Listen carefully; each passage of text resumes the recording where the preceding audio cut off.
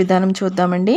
ఒకసారి నేను చెప్పిన విధంగా పెట్టి చూడండి. మీరు ఎలాంటి రసం పొడి వేయకపోయినా కూడా ఈ 2 ఇంగ్రీడియంట్స్ వలన టమాటో రసం టేస్ట్ అంత బాగుంటుంది. చాలా టేస్టీగా ఉంటుందండి. మనం గ్లాసులతోనే తాగాలనిపించేంత టేస్టీగా ఉంటుంది. ట్రై చేయండి ఇలాగా.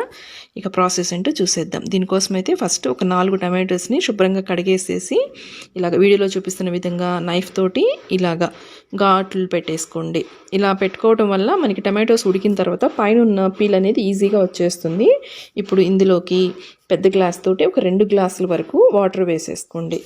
నెక్స్ట్ ఇందులోకి చింతపండు అండి. ఇక్కడ చూస్తున్నారు కదా, చాలా కొంచెం చింతపండు తీసుకోండి. ఆల్రెడీ టమాటోస్ కొంచెం పులుపు ఉంటాయి కాబట్టి లైట్గా వేసుకుంటే సరిపోతుంది. చింతపండుని కూడా క్లీన్ చేసేసుకొని ఈ టమాటోస్తో పాటే వేసేసుకొని ఈ గిన్నెని స్టవ్ మీద పెట్టేసి ఒక 7 to 8 మినిట్స్ వరకు హై ఫ్లేమ్లో ఉడికించుకోండి. మీకు ఇంకా ఫాస్ట్గా అయిపోవాలి అనుకుంటే కుక్కర్లో పెట్టుకొని ఒక 4-5 విజిల్స్ మీడియం ఫ్లేమ్లో వచ్చినా సరిపోతుందండి. ఫాస్ట్గా కూడా అయిపోతుంది అలా చేసినా కూడా.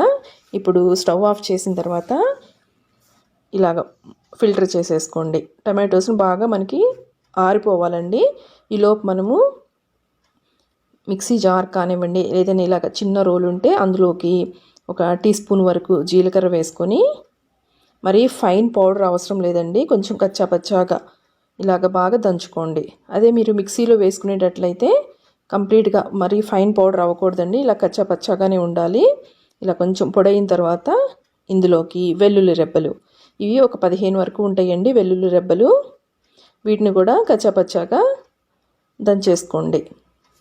అదే మీరు మిక్సీ జార్లో వేసుకునేటట్లయితే 2 కూడా ఒకేసారి వేసేసుకోవచ్చండి. కంప్లీట్గా మరి ఫైన్ పేస్ట్ అవ్వకూడదు, కొంచెం ఈ విధంగా గ్రైండ్ చేసుకోండి. ఈలోపు మనకి టమాటోస్ కూడా ఆరిపోయి ఉంటాయండి. ఇవి కంప్లీట్గా చల్లారిన తర్వాత ఈ విధంగా వీడియోలో చూపిస్తున్నాను కదా, పైన ఉన్న ఆ పీల్ మొత్తాన్ని కూడా తీసేసుకోండి. తీసేసుకున్న తర్వాత దీన్ని ఒక మిక్సీ జార్లో వేసేసుకొని మెత్తగా ఈ విధంగా గ్రైండ్ చేసుకోండి. ఇలా గ్రైండ్ చేసుకున్న ఈ టమాటో పేస్ట్ మొత్తాన్ని కూడా మరలా ఫిల్టర్లో వేసేసుకోండి. ఇందులోకి మరొక గ్లాస్ వరకు వాటర్ వేసేసుకొని ఫిల్టర్ చేసేసుకోవాలి. ఇలా వీడియోలో చూపిస్తున్న విధంగా ఆ పిప్పి ఏమేది రాకుండా ఈ విధంగా ఫిల్టర్ చేసేసుకోండి. ఇప్పుడు దీనికి తాలింపు పెట్టుకుందాం. స్టవ్ మీద ఇలాగ ఒక గిన్నె పెట్టేసుకోండి. అందులోకి ఒక టేబుల్ స్పూన్ వరకు ఆయిల్ వేసేసి అందులో ఒక 1/2 టీ స్పూన్ ఆవాలు, అలాగే 3 ఎండుమిర్చీలు వేసి ఇవి కొంచెం చుట్టుపట్లాడిన తర్వాత ఇందులోకి ఇంగువ వేసుకోవాలండి. ఇంగువనైతే అస్సలు స్కిప్ చేయొద్దండి, ఇంగువ ఫ్లేవర్ చాలా బాగుంటుంది రసానికి.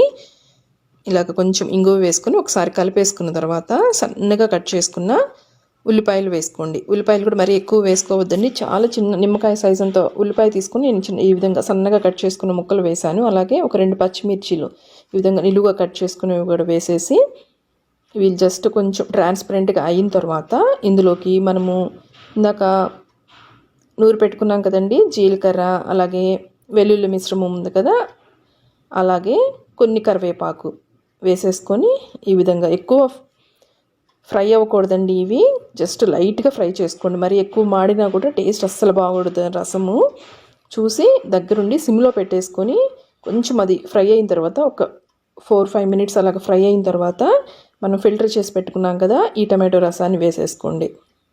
నెక్స్ట్ ఇందులోకి ఒక 1/2 టీ స్పూన్ వరకు పసుపు, అలాగే ఈ రసానికి సరిపడా సాల్ట్ వేసుకోండి. కొంచెము రసంకి సాల్ట్ ఎక్కువే పడుతుందండి, చూసి వేసుకోండి. అలాగే ఒక 1/2 టీ స్పూన్ వరకు కారపొడి వేసుకోండి. ఆల్రెడీ పచ్చిమిర్చి వేసాం కాబట్టి ఎక్కువ కారం వేసుకోవద్దు. కారపొడి మీరు తినే టేస్ట్ని బట్టి వేసేసుకొని హై ఫ్లేమ్లో పెట్టుకొని దీన్ని బాగా ఈ విధంగా బాయిల్ చేసుకోండి. ఒక 5-6 మినిట్స్ అలాగ బాయిల్ అయిన తర్వాత ఫ్లేమ్ని లో ఫ్లేమ్లో పెట్టేసి లాస్ట్లో ఈ విధంగా కొంచెం కొత్తిమీర చల్లేసి ఒక్కసారి ఈ విధంగా కలిపేసేసుకొని స్టవ్ ఆఫ్ చేసుకొని మనం వేడి అన్నంలో సర్వ్ చేసుకుంటే చాలా టేస్టీగా ఉంటాయండి. ఈ రసం తప్పకుండా ట్రై చేయండి. అలాగే వీడియోని లైక్ చేయండి, ఛానల్ని అయితే సబ్స్క్రైబ్ చేయండి ఫ్రెండ్స్. Thanks for watching.